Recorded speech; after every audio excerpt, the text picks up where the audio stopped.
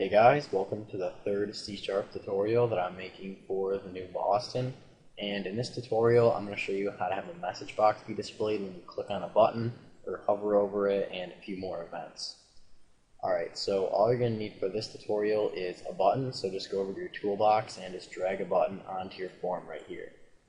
Alright, so in order to have a message box be displayed when your button is clicked, just go ahead and double click on your button right here. Alright, so right inside of these two brackets right here is all the code that will be executed whenever the button is clicked. Alright, so in order to have a message box be displayed, we're just going to want to type out MessageBox. And before we actually move any further, I'm going to talk about what this thing is that popped up right here. This thing that pops up right here is called IntelliSense. And whenever you begin typing, it will basically show up and tells you all the different things that you can actually type. So we want to have a message box be displayed, so we're going to go ahead and hit enter right here, and it will auto type that out for us so that we don't have to type it out ourselves. And if you get really good with this and can program a lot, you'll see or find yourself just typing a few letters and then just hitting enter, and it makes programming and typing much faster. Alright, and now we want to have this message box be shown. So we're just going to press dot and then show. And again, IntelliSense pops up right here, and we didn't even have to do anything. We can just move up and down with our arrow keys, and then just hit enter, and it'll auto type out show for us, so we don't have to type that out. Alright, and in order to have this message box be shown, we're just going to want to put two parentheses. And inside of these parentheses is called parameters. And to find out what you have to put inside of here, just put one parenthesis up, and you'll see IntelliSense will pop right up and tell you what to type. And it says string text right here. Now, a string is just basically text, and it's calling for you to pass text through these parameters right here, or inside of these parentheses. And then it also gives you a little description of what this string will do, or this text will do. It says displays a message box with specific text. So if we were to type in hello right here, it'll show a message box saying hello right inside of it. Now, to end every single line of code that you type, you're just going to want to put a semicolon. And that will just tell the C# compiler that the line is finished and it's done. Alright, so once again, we're just going to want to type out MessageBox here to have a message box be shown. And then we just need to say .show to actually show the message box. And then inside of these two parentheses right here, it's called parameters. And we're going to want to pass through a string or text. So we just have to type out two quotes to represent the text, and then just inside of there, we're just going to want to type out the text that we want to be displayed inside of the message box. And I just wanted to say hello inside of the message box. Alright, so now let's just run our application. So let's go up here and hit this green arrow to start debugging, and our application should load. And now when we click our button, we should get a message box shown. Yep, it says hello. Perfect. Now, one more thing I'm going to show you about having a message box is if you just put a comma right here and say something else, this will be the text on top of the message box, or the title of the message box. So again, it just calls for string text.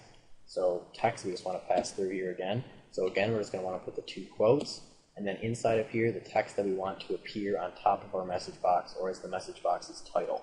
So I'm just going to make it say my title, but you're obviously going to want to make it something more descriptive of what your actual message box is. For example, if it was an error telling the user they did something wrong, you could make it say error on top of there or something like that. Alright, so let's just go ahead and debug here and click this button again. We should get a message box. Yep, and it says hello. And as you can see, the title of the message box says my title, and that's because we wrote my title right in there. Alright, so let's say we want to have this message box be displayed when the user hovers their mouse over the button.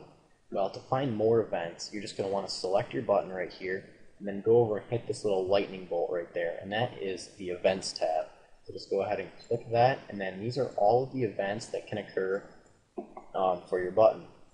So if you wanted the message box to show whenever you hover your mouse over your button, just go down to mouse hover right there, and then just double click on it. But before we do that, you can see right down there, it tells you what this event really is. It says occurs when the mouse remains stationary inside of the control for an amount of time. And a control is just basically anything outside of the form. So this button is a control. So whenever the user basically hovers their mouse over this button, this event will occur. So we're just going to double click on this right here. And now all the code inside of these two brackets will occur whenever the user hovers their mouse over the button. And we're just going to have a message box show, so we're just going to type MessageBox.show, and again we can just hit enter instead of actually typing out the entire word. And we're just going to have this message box say, you are hovering your mouse over the button. Alright, so now let's just go ahead and debug and see if it works. So now when we hover our mouse over the button, we get a message box saying you are hovering your mouse over the button. And again, that's because we selected our control, went over to the events right here, and double-clicked on mouse hover. And then when we did that, it generated this code right here. And then inside of these two brackets, this code will be executed whenever you hover your mouse over the button. So we just had a message box be displayed telling the user that they were hovering their mouse over the button. But then if we go to click on our button, we should get a message box saying, hello, and the title should say my title. Because remember, whenever the user clicks on the button, we get this message box saying hello, and then the title of the message box is just my title. Alright, so that's pretty much it for this tutorial on displaying message boxes. So, see you guys.